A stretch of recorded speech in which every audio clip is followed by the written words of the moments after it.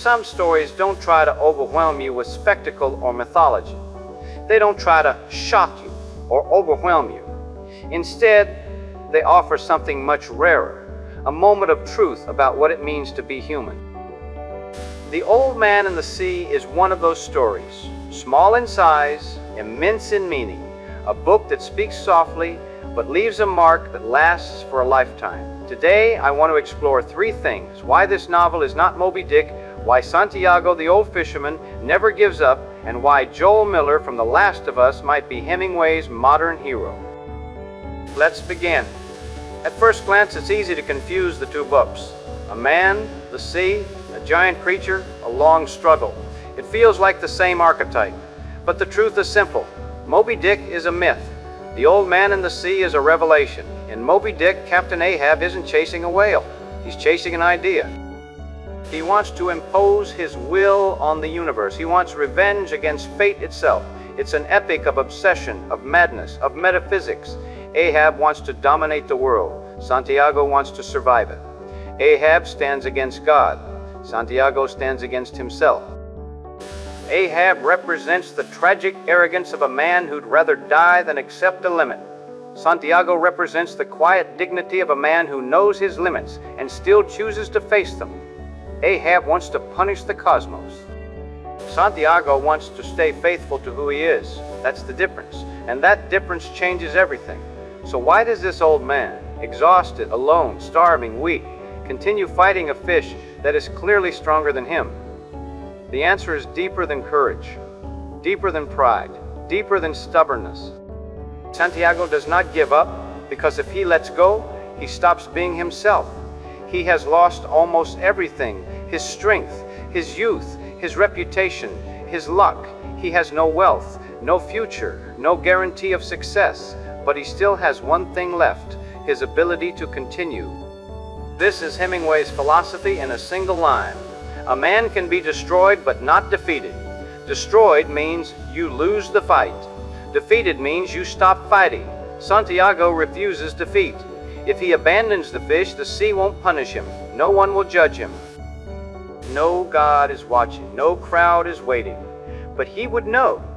He would have to look at himself and admit, I let go of the last thing that made me who I am. Santiago is not fighting for victory.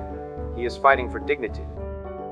The real battle in this book is not between man and nature. It is between man and abandonment of self. And that's why he continues, hour after hour, night after night, hands bleeding, body breaking, soul trembling. He continues because stopping would mean losing the invisible part of himself, the part that matters most. If you want to understand Santiago through a modern lens, look at Joel Miller from The Last of Us. Joel is not a superhero. He is not chosen by destiny. He does not want glory. He does not believe in happy endings. He is a man who continues because there is no other honest choice. Joel is tired. He is broken. He has lost almost everything. He has no illusions left about the world. But he refuses to abandon the last thing that gives his life meaning, Ellie. Santiago protects his identity. Joel protects a child. But the principle is the same. For Joel, giving up is not an option because giving up would turn him into someone he refuses to become. Like Santiago, Joel holds on. Not because he is strong, not because he is confident, not because he expects victory, but because he cannot betray the last fragile truth inside himself. Both men embody a masculinity that has nothing to do with dominance or spectacle. A masculinity built on endurance, silence, responsibility, and fidelity. No dramatic speeches. No heroic poses. No grand destiny. Just two men holding on because stopping would kill something invisible inside them. Santiago holds his fishing line in the middle of the ocean. Joel holds his rifle in the middle of the apocalypse. Both hold themselves together. And that is why this comparison works so well. Joel Miller is a modern Santiago, the Hemingway hero transported into a world of ruins. This book is important because it tells the truth we rarely hear anymore. Strength is not loud, strength is not showy, strength is not comfortable.